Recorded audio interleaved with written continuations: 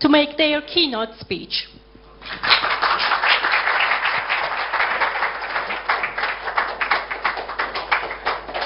Thank you. Thank you.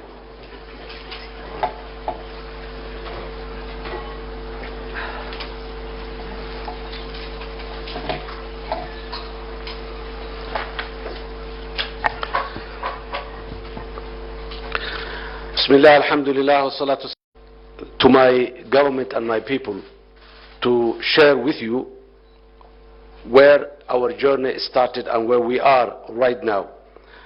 Among the key benefits that we had, our partnership is so many, but I would like to summarize few of them here. Before that, I would like to say it's a great honor and pleasure for me, and I'm very much grateful for the warm welcome and hospitality that accorded to me and my delegation here to the Republic of Turkey, Ankara, by His Excellency, the President and the people of Turkey. Among the key benefits of Somalia's relationship with Turkey is a strong political and diplomatic connection, strategic security assistance among us, and cooperation in the fight against the global terrorism.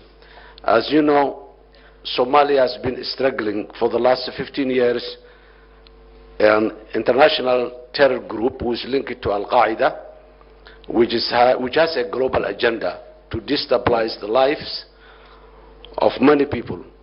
It's very unfortunate that their base becomes Somalia. They are not Somali, of course, ideologically, and even people, but unfortunately they are based in Somalia. That's why they become a terror organization attached with the name Somalia. My motto this time is to build a Somalia in peace with itself and in peace with the rest of the world. So reconciliation, peace building is a main theme for us. But there are certain prerequisites to do that, which is security. Security is the key, and it is a top priority for us to have a secure environment where we can make even the reconciliation itself. You can't do reconciliation, you cannot bring people together when there is someone who wants to exploit that gathering and kill the largest number possible, and then feel that is glorious and victorious. My government's guiding vision in this, my second term as a president, is Somalia at peace with itself and at peace with the rest of the world. What does this mean? Very simply, we wanted to focus on rebuilding Somalia's core governance structures and systems to be as inclusive, transparent, and beneficial as possible to enable our country to be more unified, stable, and cohesive, and stand with a sustainable development. Somali people will be at the core of implementing this vision, and we know that it is for Somalis to do the heavy lifting for their own future. However, Somalia is still fragile, as we are slowly recovering from the traumatic and prolonged period of civil strife, and the healing and the reconciliation process has started, but it is a journey rather than a race.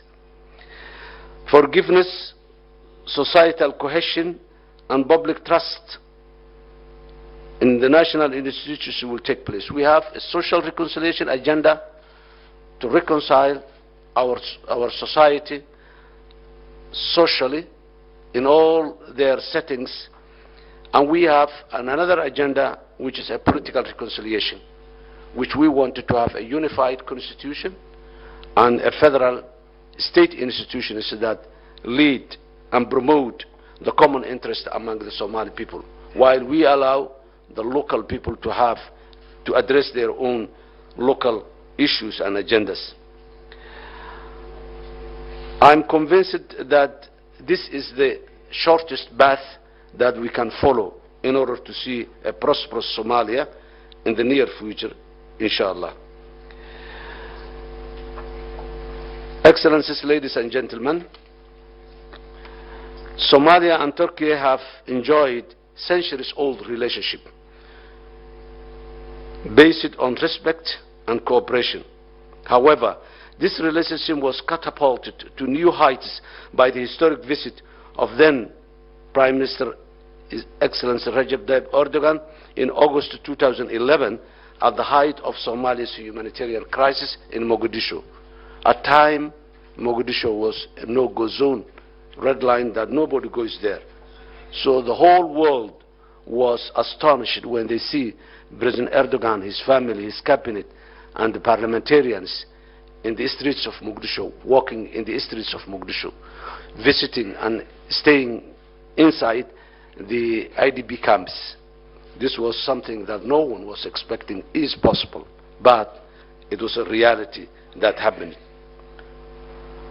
From this action, it's clear why Somali-Turkey relationship are strong today. It is based on the minds and the hearts among our people, reviving their centuries-old historical bond. Because there is a commitment to strengthen it by its own people and relationship. This relationship is increasing day after day. In all my meetings with President Erdogan, members of the Turkish government, the civil society and the business community, Somalia is seen as a more than just an opportunity. It is a place where the Turkish government and people rightly feel they can partner with the Somali people to reverse a very challenging situation which can transform the lives of millions of Somali people and create opportunities to enjoy the benefits of our political and social. It is not only humanitarian that drives the Turkish energy to support Somalia, as in many other countries, particularly in the West, but it's a value-based sense. That is what drives the Turkish government and the Turkish people to support Somalia. Somalia is receiving support from all over the globe for the last couple of decades, but the one of Turkey is unique and different. And why? Because it's a value-based, it's a faith-based. It's not only fulfilling international obligation only. Security is my government's #1 priority, because without it, very little else is possible. In Somalia, we are fighting nothing short. We are fighting an international terrorism on our soil, as Al-Shabaab is Al-Qaeda affiliate with international aspiration, which has carried out attacks in our neighbor countries and faraway continents as well. Al-Shabaab is not Islamic. They are a radicalized and violent group who are misrepresenting the beautiful and the peaceful Islamic religion to suit their criminal needs and justify hurting and extorting the innocent people's well-being. However, the group's actions are detrimental to the Somali people and the rest of the world, and we must redouble our effort to end their terror. The long-standing policies of containment. There are certain policies that has not. Some people, intellectuals, researchers in prestigious institutions like this may ask why this problem of Al-Shabaab is existing for 15 years. This is a fundamental question, and it is an intellectual question that one has to think and seek answers. Because the actions of the government, the actions of the state institutions are based on policies that are set. Based on that policies, government institutions or international agencies react and do whatever they do. So we have a number of policies in the past, some of which were good but not enough. We were having a policy, the containment policy. Since Al-Shabaab is an international terror group, our international partners and our neighbors and many of them, they just decided to contain Al-Shabaab inside Somalia. They should not spill over to the neighboring countries. They should not export their ideologies to many other parts. Somalia has the privilege to have a large diaspora all over the world, and some of this diaspora is attracted by Al-Shabaab. So they came, train it, take the ideology, and may go back to Europe, America, and then make disruptions there, because the agenda of Al-Shabaab is a global one. It's not a local one. So all over the world has a concern about the actions and the strategies of Al-Shabaab. So that containment policy was, let us push back Al-Shabaab, keep them there, and we fight them inside Somalia. So that policy was there, but Shabaab was becoming more and more stronger every day. So then come to another policy which says that let us degrade the ability of Al-Shabaab to operate, so that they cannot attract the diaspora, they cannot export their ideology, they remain on the run, so they are not stable enough to think and put their strategies in place. It's called degrading Al-Shabaab, attacking the leadership, destroying their training camps, taking some of their properties. But at Shabaab, they developed a coping mechanism, so that even if their organizations or facilities are destroyed, they have the capacity to reestablish it again. Very autonomous, very dispersed. They come together again, and then you destroy the camp here or training center here, and in a week's time you have again the training center and the guns. So it is as some sort, that's degrading. It was good policy by depleting the capacity of Al-Shabaab, but that was not enough. For us in Somalia, containment policy for us is not an option anymore for us. And this degrading policy is not enough. It's a good policy, but it's not enough. Now, in this time, we Somalis develop a new policy, which is not degrading, not containment, but eliminating Al-Shabaab, annihilating. Let us finish Al-Shabaab at all. And the previous two policies were militaristic policies. All of them, they based it on military, attacking, destroying. But Shabaab's problem is more than, okay, but Shabaab's problem is more than a military only. So now, the new policy dictates three fronts to address the challenge of Al-Shabaab. Militarily, to continue, is already there, but new frontier is opened, which is ideological war. We need to take back the narrative of Islam at all from Shabaab, because they are not the right people to take that narrative. It belongs to us. It belongs to the Somali people it belongs to the Somali people who are 100% Muslims, united in the faith of Islam, who are 100% Sunnis, and even who are 100% Shafi'i school of thought. So there's a unifying factor for the Somali people, the Islamic faith. So it's we, and the government is the right institution and the right people to represent, protect our faith. So ideological front is another front. The third is economic front. We need to fight Al-Shabaab, because now Al-Shabaab has become very strong and deep-rooted inside Somalia in the rural area. 70% of the population of Somalia lives in the rural area, and they are the ones who are there today in the rural area. So they are collecting what they call zakawat, or the contribution, or jihad taxation, or whatever name they give different.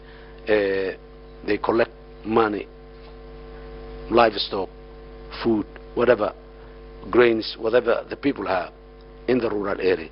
And now they are in the metropolitan places also collecting revenue from the business, from markets, from everywhere. So we need to close those taps that are giving them the reinforcement, financial force. So these three fronts are the new fronts and approaches that we are going to address the challenge of Shabaab. There are strong arguments among the international partners and some of even the Somali intellectuals who says that historically this type of war never ends militarily. Maybe true. We've no problem, but we are not right now in a position to negotiate with Al-Shabaab. We will, at the right time, we will negotiate with them and we will finish peacefully. And even now we open a door for those who wanted to denounce the violence, the extremist ideologies, and join the mainstream life of Somali, if they want, even to open their political parties or whatever they want, but not with the distorted ideology, not with the extremism ideology, not with using the violence as a means to reach the end. These are some of the new approaches that we are going. Now, where Turkey fits with this is the next point that I would like to emphasize. Turkey is capacitating Somalia. Not only the largest embassy in the African continent Turkey has in Somalia, but there are also other facilities that support Somalia economically, that support Somalia to develop a security capability. Our security, the seed of our army, we are establishing a regular professional army in a very democratic context. And the seed of that army, one is Turkey is building part of that new generation of our army. Trained inside Somalia. There is a Turkson training center there that trains our elite security forces. They are also brought here, given special training here as well. Not only that, here in Turkey, Turkey universities are, I'm seeing number of young Somalis who are sitting with whom I believe they studied or they are studying right now in Somalia. In 2011, when President Erdogan came there, universities in Somalia was very, very limited in number, and even secondary schools were limited, and secondary school and intermediate school students were taken from Somalia, brought here in Turkey, and they finished their secondary education here, and they started university here, and some of those boys and girls today, they are PhD holders. They got their PhD here. So not only the military and the security sector, but the other civil service people also are trained here in Somalia. So Turkey is capacitating the new Somalia in terms of security, in terms of economy, and in terms of intelligence as well. So this is where Turkey fits. Turkey supports financially Somalia, provided budget support to the government of Somalia, which reduces the burden that we have in our fragile economy and fragile institutions for the revenue collection. Turkey is also capacitating our diplomatic efforts and training our diplomats throughout the world. Turkey is capacitating Somalia technologically, providing technology equipment and technology facilities and technology training for our young civil servants inside Somalia as well. Together we have a partnering in the economic sector, in our business people, our private people, companies are working together. We have a number of Somali companies here in Turkey, and we have a number of Turkish companies there in Somalia. Our airport, the biggest international airport we had, is run by a Turkish private company that has an agreement or contract with the Somali government. That company has increased our revenue and modernized our airport system and facility. Similar is the biggest seaport we had in Mogadishu, run by a Turkish company, who also similarly increased our revenue and increased the facility. There was no, for example, if I give one example, before that a Turkish company take over Mogadishu seaport, there was no container facility in Mogadishu. Now we have a huge number of container container terminals that are operating there with a very modern equipment in our. So this private government partnership is there. Besides the government-to-government partnership, we also have government-private partnership in Somalia and private-to-private partnership as well in many so many other private companies. Construction companies are there, and large number of Turkish companies are there. As well as Somali companies, they're starting here. Of course, there are certain challenges they are facing here, which we will be sharing with our brothers in the government. But the relationship people to people is developing very fast, and by the day developing. Somalis, they have privileges here in Turkey. Although last night I met the Somali community here demanding more and more, which they deserve actually because of their situation and who we are. In conclusion, Somalia's experience of the benefits of Somalia-Turkey partnership is extremely positive and growing by the day and by the night. Yes, you know, politics and economic situation of the global today, there are ups and downs, but our relationship is steadily growing. Turkey has and continues to stand by Somalia, our people, as we continue to our journey to stability and progress. Somalia-Turkish relationship are underpinned by a common commitment and dedication to the betterment of the lives of our two people, and cooperation in all areas that help to achieve this end.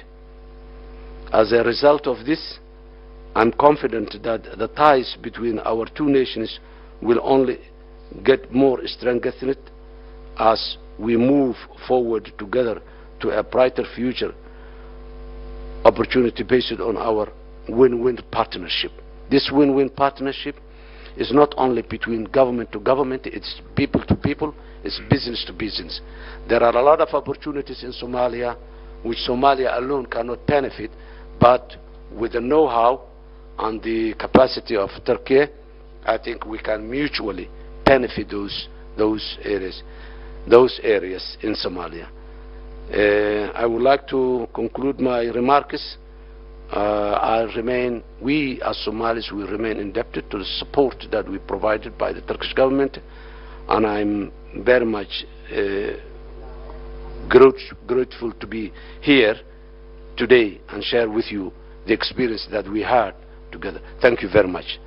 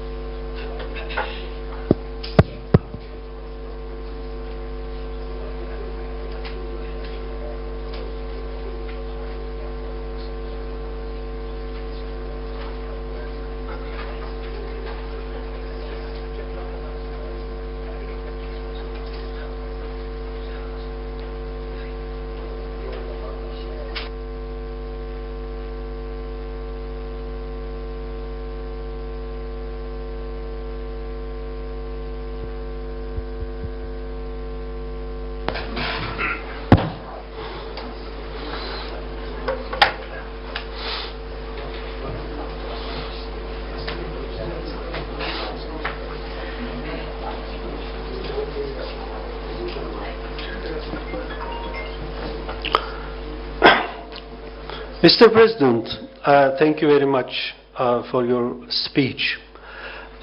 In your speech, you emphasized your great effort to fight against terrorism, including Shabab. And I know that Turkey is providing support to your security, your country's security. How effective is Turkey's support in ensuring security and stability in Somalia? Thank you very much. And as I said earlier, Turkey is supporting Somalia in the security sector. It's one of the areas that we're receiving support from Turkey. And that support is in terms of developing human capability, training our forces, and equipping them with a modern equipment, as well as sharing information and experience with the terrorists. Turkey has a very good experience on the war against terror because you eliminated them once they tried in this great country. So you share your Turkey has shared with you its experience. Once in a while we receive experts from Turkey who train and talk and share their experience with our people who are engaged in the war against the terrorism. Turkey provides modern equipment and as well, as I said earlier, trains our elite forces there inside Somalia and here in Turkey. They brought here, which some of them I'm going to visit even today in their training areas. So in all areas, technically, experience-wise, information sharing, capacity building in terms of human capacity, all these areas Turkey is supporting Somalia, of course, with other international partners as well. Mr. President, your government represents actually a stable area for Somalia, and you're trying to have more democratic and institutionalized state in your country. What steps are planned to take in the first stage to increase the state capacity in Somalia? How important is it for Somalia to benefit from strategic partnership while making these all efforts? Somalia is a unique case. We have multiple challenges in place. We fight a global war, but in our territory. So by doing that, we also parallelly we're building state institutions, addressing the complex challenges of fragility in a very fragile situation. So in these terms, we have multiple programs, which we call them the capacity injection programs, supported by many international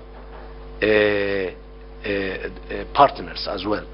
Turkey, in that case, as I said, they train a human capital, civilian who works in the civil service. Turkey provides budget support for our limited means. So in all these areas together, in that line, as I said, our motto, which was Somalia in peace and itself and in peace with the rest of the world, that means we have build structures within the state institutions at the center, the federal government, and at the peripheries, the federal member states as well, which leads to the reconciliation of the society, so that our people can come back together and own together the state that we are building. So in that line, we are very much involved. Priority areas like completing, we have a constitution which is not complete yet as a provisional constitution. We are going to complete that constitution and build the necessary institutions like constitutional court and others. So we are in a continuous review and reform in all areas of the state institutions at the center and at the local level. Well, Mr. President, we know that Somalia should not be considered as a country that needs aid. But in building countries' capacity, sustainable investments are crucial. So, you know, investments should come to Somalia rather than aid, and this is the main argument. In this context, what are the priority investments in Somalia? Well, as you rightly said, aid is not an option, but it is it's an option that has been brought by the circumstances. Somalia is a rich country in terms of resources. We have ample arable land, which is good for the agriculture. We have the longest coastline, which is full of resources, whether that resources is fish or minerals or carbohydrates. Oil and gas are recently explored in Somalia, not still utilized. We have livestock, a very large number of livestock. But the situation is not an enabling situation. What we are more focused right now is making the environment a very conducive and enabling environment. That is what compels our people to receive aid and grants and all this. But that will be short term. We will move forward, and we will going to reach a time when we will be the donors who provide donation to many other countries. Somalia is a rich country, but circumstances make it poor, and that's temporary. So investment areas that are easily benefited from Somalia is agriculture, while the world today is facing very serious food security challenges. The maritime resources, like fishing industry, like the oil and gas industry, which is now proven reserves there in Somalia. The livestock, we have the largest stock, yes. Droughts and all this have impacted our livestock, but still we have a livestock, very, very ample livestock that can be benefited. And we have other minerals as well. So in terms of resources, Somalia is a rich country, but this is the situation that we are going to move forward. So opportunities are all those three areas that we are traditionally good: livestock, agriculture, farming, and marine fishing. These are the areas. Now we have fourth sector, which is oil and gas as well.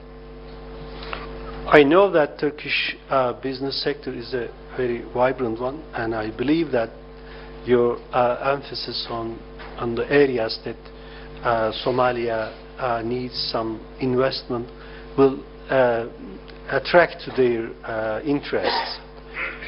For Turkish people, Somalia is an exceptional country. We have a very big place in our hearts for Somalian people. That's true. And at the same time, I stated that this is not just a brotherhood, but at the same time, it's a common interest between Turkey and Somalia. And we know that our relations are constantly moving upward. We are, broadening our partnership. But still, of course, there are some other areas that need improvement in Turkey and Somalia relations. What are they, Mr. President? Well, we have a common, in many areas, we have a common understanding and common agenda in the global issues, whether it's in the United Nations or the African Union or in many other places, Somalia and Turkey. In the challenging world of today, diplomatically, we have in many areas we have common agenda, and we address commonly. And the other area that we basing our discussion or our partnership, the situation that exists today, and the mid-term and the long-term that may come. At the current situation of Somalia is liberating Somalia from the terror groups, which we, as I said, we are partnering, and in the short term is tapping the untapped resources of Somalia with the Turkish capacity, with the Turkish technology, Turkish capacity to support Somalia to benefit from those resources. That also there is a lot of area that we agree. And in the meantime, not only benefiting, but also building the capacity of Somalia to handle its own affairs in the long term or the future areas. So we have specific areas that we partner, and we have areas that we partner with other international partners as well. The most important thing is now, maybe, as I said, our priority is security, state building, but the future is, as I said, Africa is the future, the continent with the highest per capita youth people, the resources, everything. So it's the continent of 21st century, and Somalia is one of the gateways that Africa, and Turkey is the one of those countries who have the historic link and the traditions with African people in many parts, and Somalia can be a gateway to that, with the Turkish capacity, of course, and support. So we have a short-term and long-term agenda for both Somalia and the continent of Africa. Mr. President, I know that you have a very important meeting with our President Recep Tayyip Erdogan tomorrow, and I believe that you will have a very productive talk with him in those issues. And as Seta and our participants, we will be watching, following the developments, the areas that you will make improvement in our bilateral relations. I'd like to thank you for making available this event and sparing your time for us and giving this opportunity. And thank you very much indeed. And thank you all the participants. Thank you. Yeah. Thank you very much. Our panel has ended. Thank you for your attention.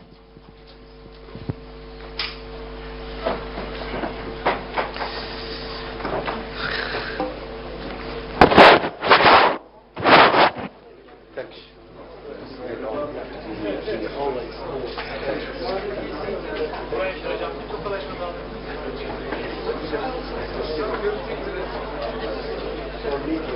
Yeah. Yeah.